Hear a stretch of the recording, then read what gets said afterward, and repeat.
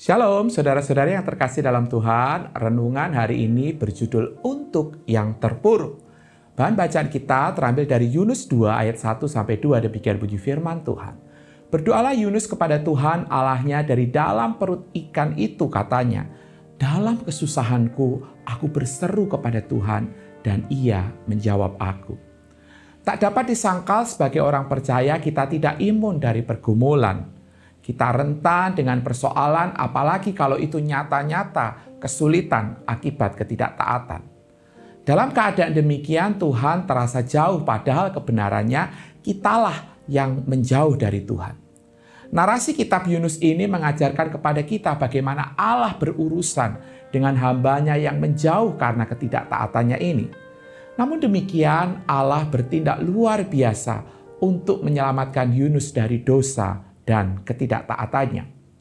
Yunus mengakui Allah lah yang melemparkan dia ke dalam laut yang dalam. Ayatnya yang ketiga. Memang para pelautlah yang telah melemparkan Yunus ke dalam laut. Namun Yunus sadar apa yang terjadi ada karena kedaulatan Tuhan. Dan para pelaut hanyalah sebagai alatnya saja.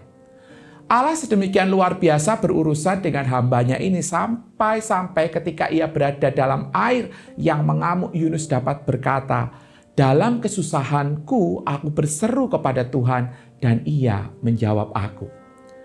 Ketika berada di dalam perut ikan, Yunus merasakan kengerian terpisah dari Allah dengan berkata, telah terusir aku dari hadapanmu. Ayatnya yang keempat. Bagi Yunus, kengerian fisik karena hampir tenggelam di laut, lalu ikan itu tidak ada apa-apanya bila dibandingkan dengan terasing dari Allah. Yunus tahu akan kasih Allah dan bagaimana rasanya berada di dalam hadirat Allah. Dan kini ia harus terpisah dari Allah akibat dari ketidaktaatannya yang memisahkan dirinya dari Allah. Ini menjadi refleksi bagi kita. Refleksi bahwa dalam keadaan terpuruk justru Allah lah yang menyapa kita. Dalam kondisi kita jauh dari hadapannya, justru Dialah yang datang dalam badai dan lembah hidup kita. Bahkan Allah juga bekerja dalam keterpurukan kita supaya kita kembali datang kepadanya.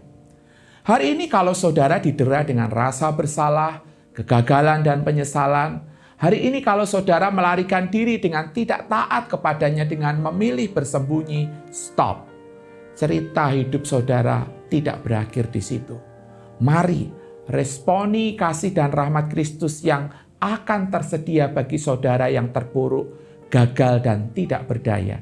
Sebab di dalam Kristus selalu tersedia tempat bagi saudara. Amin.